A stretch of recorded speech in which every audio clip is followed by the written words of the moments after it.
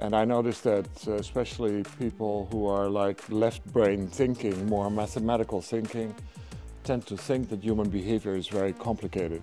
Yeah? I'm not saying it's mathematical, but it's highly predictable. And that's how we got to the name or the brand now, Human Logic.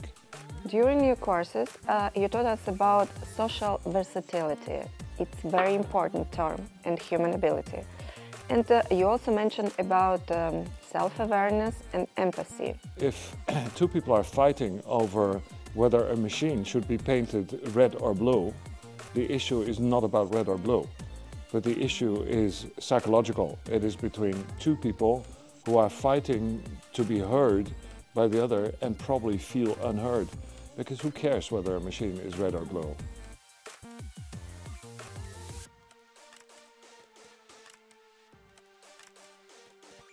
Hello, my name is Natalia Oboznenko. I'm an academic director of the Ukrainian Catholic University Business School.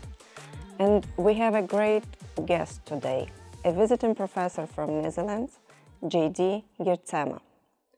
Dirk is a founder of Human Logic Approach and founder of Human Logic Academy. We will be talking today about connection between types of personality and successful leadership, about issues and challenges in the organization in Ukraine, in Europe, and everywhere. But let me start first with the thank you words. Thank you, Dirk, for coming and being with us, I would say, in the most difficult times for our country. We appreciate it very much. You had a truly intensive 10 days of teaching. Around 80 students, alumni, and team members of the business school attended your course. And now they're equipped with the new knowledge of how to lead people in a more productive way. But how do you explain what human logic means for the people who didn't hear about it yet? Correct. So if we go back, human logic is based on a way of assessing human behavior and find out the differences between individuals. The reason that we started calling it human logic is a very practical one, because I work with a lot of tech companies in various industries. And I noticed that especially people who are like left brain thinking, more mathematical thinking, tend to think that human behavior is very complicated. And what I wanted to show is that it is not complicated at all. It is highly predictable. Yeah? I'm not saying it's mathematical, but it's highly predictable. And that's how we got to the name or the brand now, Human Logic. But our aim is to help people understand how easy it is to push on the right buttons with other people to get their endorsement, so that you basically get agreements more easily, can disagree in a more constructive way, and get to your goals quicker without all the infighting that I see in a lot of organizations. And if some managers want to implement your approach in its team or in its company and organization, where to start? Well, the first thing is always to become aware of who you are yourself. And as our survey instrument, we always measure the behavior style of the people that we get in a classroom or in companies, in training sessions or in executive coaching. And the result of that is that in at least 80% of the cases, the self-assessment does not reflect what other people see. That means people are not very aware of how they come across to others. And I think it starts with self-awareness, to understand how you tick, how you come across with others. Of course, there's a lot more depth to that, because it's not a complete picture of a person's personality. But my personal belief is that behavior is a reflection of personality and the very personal needs that people have. So self-awareness is absolutely necessary to be able to be effective as a leader, I would say. Well, sure. But you know, Ukrainians are a pragmatic and practical nation, and we need proofs of efficiency of any new approach. Maybe you can give us some examples of what organization can achieve implementing this managerial tool? Well, let's assume that you have a management team that has, or a management board that has to make a difficult decision. And there are personalities that need a lot of detail to be able to even consider to start deciding. And as long as the picture is not complete when it comes to the details, they will not decide. But then there are other personalities to whom making decisions is the most important thing they need to do.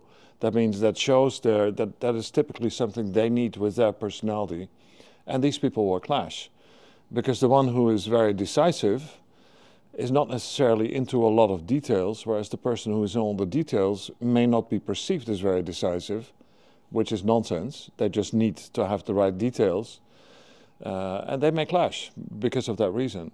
If they understand how they are different, then the person who wants to be the quick decision maker can maybe make a bigger effort in providing the person who needs the details with providing the proper details so that the process goes faster.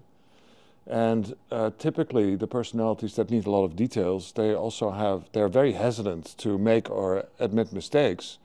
Maybe they have to learn to take more risk in decision making. So that's how you can find a balance between the different personalities in the boardroom. I'm just mentioning two differences. There are many more to become more effective, but that starts by understanding how you tick yourself and how other people tick. During your courses, you taught us about social versatility. It's a very important term, and human ability. And you also mentioned about self-awareness and empathy. Can you expand on that matter? Tell us about the importance of practicing all of them together. Yeah. So social versatility is a term that we coined, and you won't find it in a dictionary, but what we mean by that is three elements. First of all, there's the self-awareness, which is, for me, the foundation of everything. That's also something we weigh heavily in the surveys that we do. The second thing is the ability to empathize with people, which means actually that you have to let go of your own preferences and from a blank perspective look at the other person and try to understand what motivates them. And then the third thing, the logical third step in social versatility, is that you learn to adapt to what the other person needs, for which you also have to set aside your own fundamental needs and primal fears. So the heart of what we do with human logic is based on research that we've done regarding what drives people. And there's two things that drive. There is the clearly visible fundamental needs of people. That could be control or harmony or anything else. But they're based on fundamental needs because I believe, and I think a lot of psychologists would say you're right, people are driven by fears also. And if we understand what those fears are, those are the things those are the buttons we should not push with people because they will go against us in different ways. So we have to learn to fulfill the needs of the person in front of you, which is not the same as that you need to agree with each other on a subject. But you can more constructively agree or disagree when you understand each other and respect each other for who you are. During the classes, again, we saw some differences in self-assessment and assessment of our personality types by our colleagues. What is the reason of these differences in perceptions? Well, first of all, it's completely normal. And as I mentioned earlier, 80% of the self-assessments are sometimes distinctly different than the peer assessments.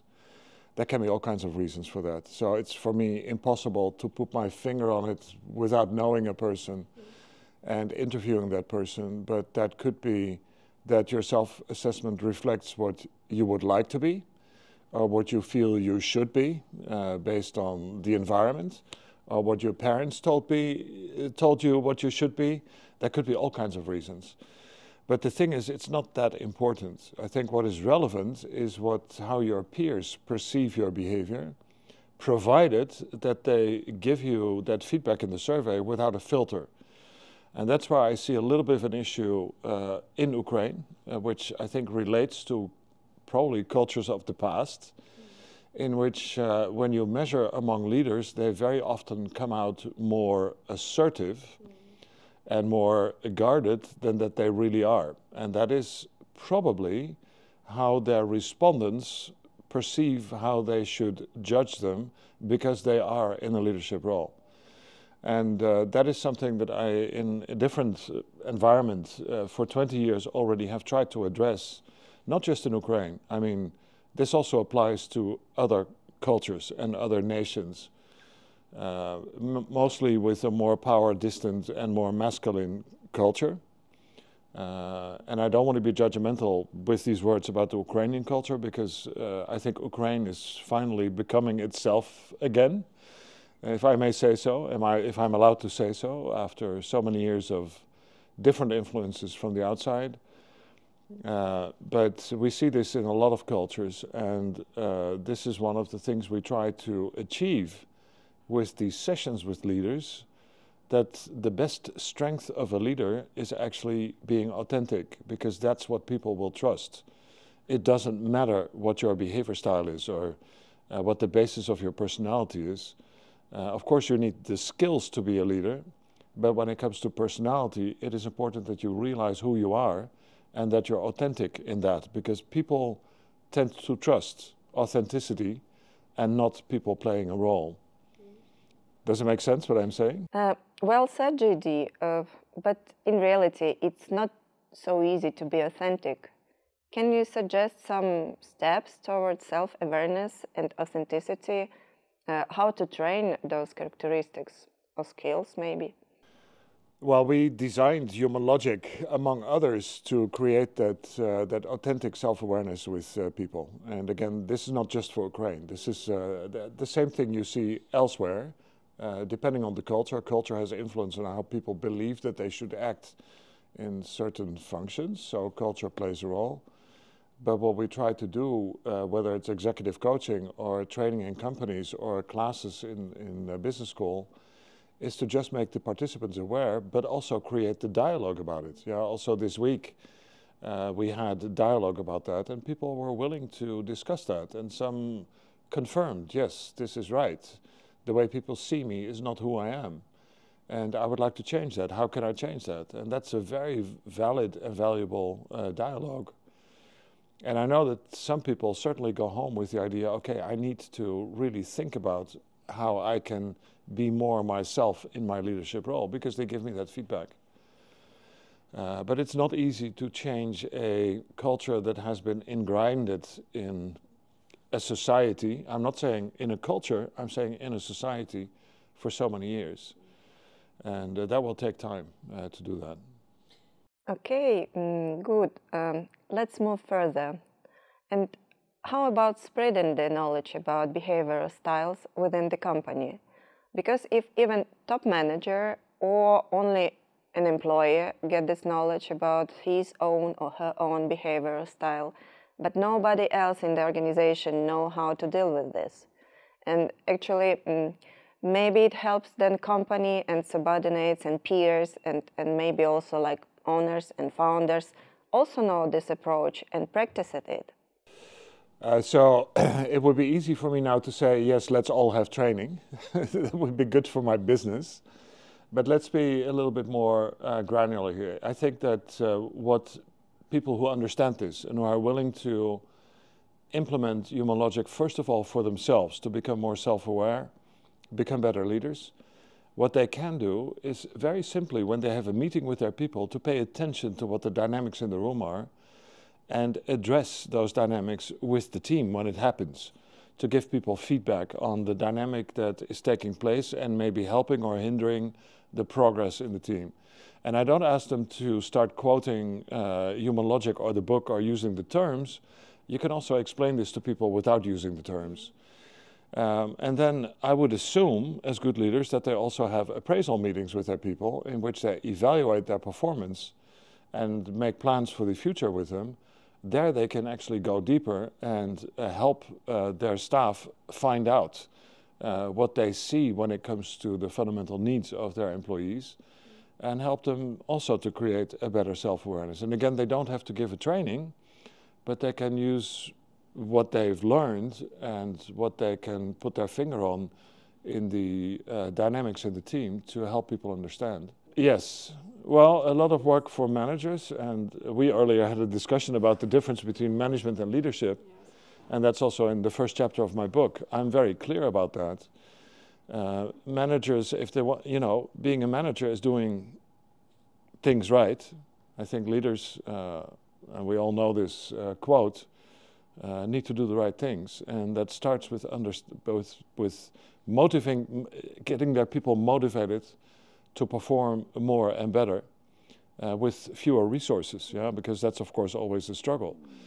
And I have to say that in the companies that we have been working with this for a long time, that actually happens.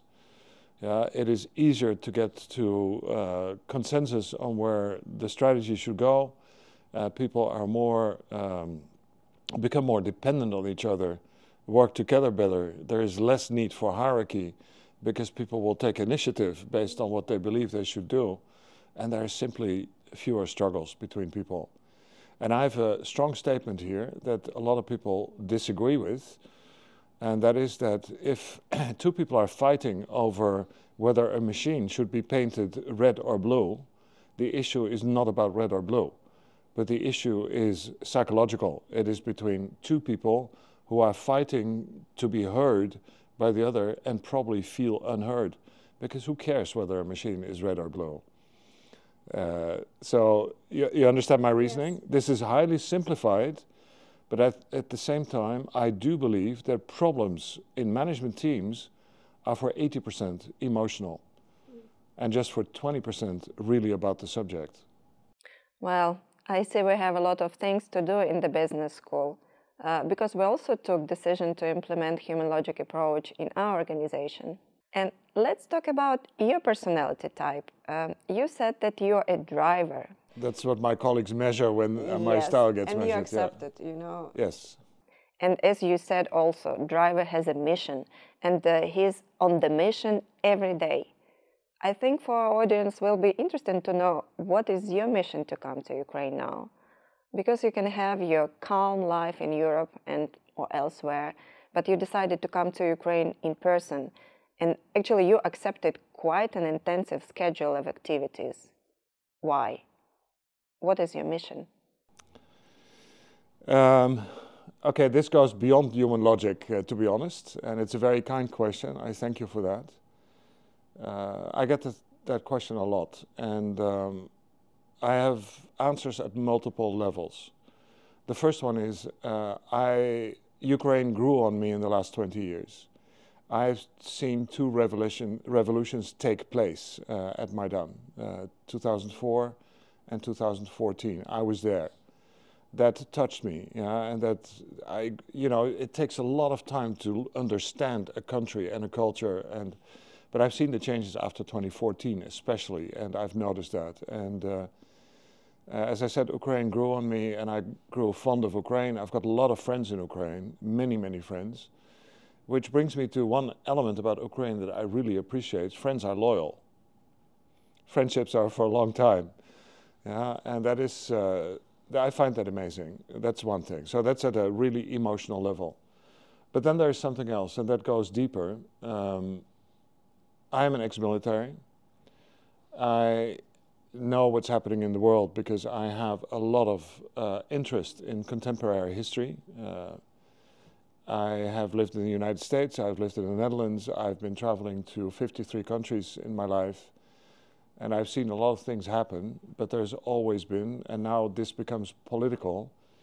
My partners and I decided to stop doing business in Russia, and not necessarily because of Ukraine, but because of the things that we were facing all the time in Russia. That is, I have to say, confirmed by history. And then I'm very, very much aware of the fact what Ukraine is doing to protect Western Europe. And I'm not even talking about the United States because they have their own issues now, but it is Ukraine who is protecting Europe with their own blood. And I'm upset about the fact that a large part of the population in the country where I live and the neighboring countries, they don't want to see that. And that was the reason why I said to you, because you offered me to do my classes online, I said, no way. I want to be here. I want to be with the students. That is the least I can do to support, because we're talking about the future of Ukraine in these students. They are the leaders and the managers and maybe even the people in governance of the country, I want to support life.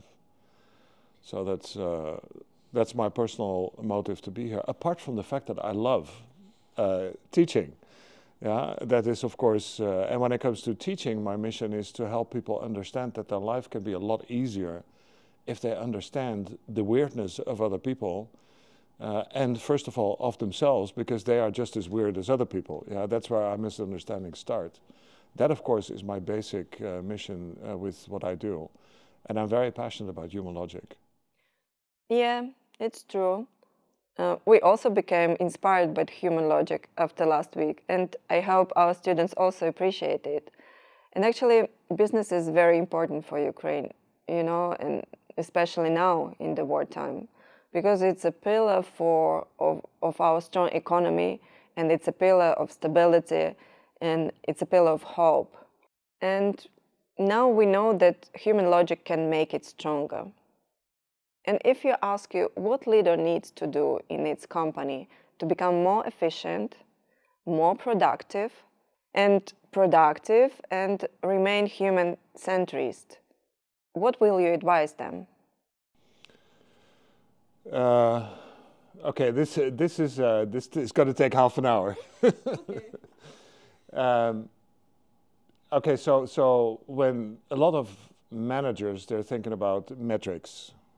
Metrics in the sense of KPIs, sales, market share, etc., etc. All of that is incredibly important. So I'm not negating that. Now I'm going to make a little bit of a sidestep. I have been successful in operational business without a product that we were selling at all. And I've done that for quite a long time, and I made an organization grow tremendously. Of course, I learned about the product and how it was used, and you know, of course I had to learn that, I would learn that, but I was definitely not a specialist. And I didn't want to be a specialist because there are other people to be the specialist. But what I focused on is what culture do we want to have in this company. And we all know the saying, culture eats strategy for breakfast, and I'm a strong believer in that statement. You need to define what culture do you want to have in your organization. And the best definition that I ever heard about culture is when I worked with, I was involved in the merger of Sony and Ericsson, and the Japanese leader of the project, I asked him at a breakfast or lunch, I don't remember, I asked him, how do you define culture? And he looked at me and said, culture is the way we do things around here. A beautiful definition. But you need to define what that is, because if you don't define it, certainly if you have influx from outside of your company with people, they will gradually start changing the ways you do things. And you need to be very clear about how you want to have that. So that's a very important thing. Then together with that culture, it is extremely important to have diversity. I'm a big fan of diversity. Diversity in culture, different nationalities, perfect. Hard in Ukraine at the moment, I realize that. But also diversity in gender. I do believe that diversity in gender leads to better results and a better culture also than when there is no diversity in gender. But then also diversity in personality, because you need that to make sure that decisions are always balanced. It may take a little bit more time, but you get a balanced decision that is carried and supported by everybody who's involved. And that takes time, and it takes a leadership, not management, but leadership that is willing to invest in that layer of diversity.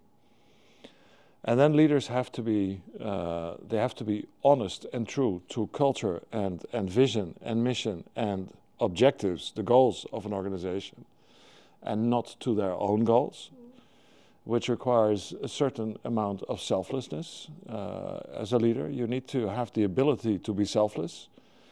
And then, of course, versatility. Yeah, being able to manage all that diversity and guide it in the right direction. So you don't have to be the best engineer to be the leader of an engineering company. Yeah, you don't have to be the best salesperson to be a sales manager. And that is something that companies will have to get used to and keep in mind. You need to be a good leader. And So I briefly touched in my classes on what you are using at the business school as a model, Jeffrey Gann's model, which is very precise. It is also fairly complex, so in the reader that I made, I tried to relate that a little bit to the behavior styles. But there are so many aspects to leadership that have nothing to do with the metrics that actually make the difference between good and bad leadership.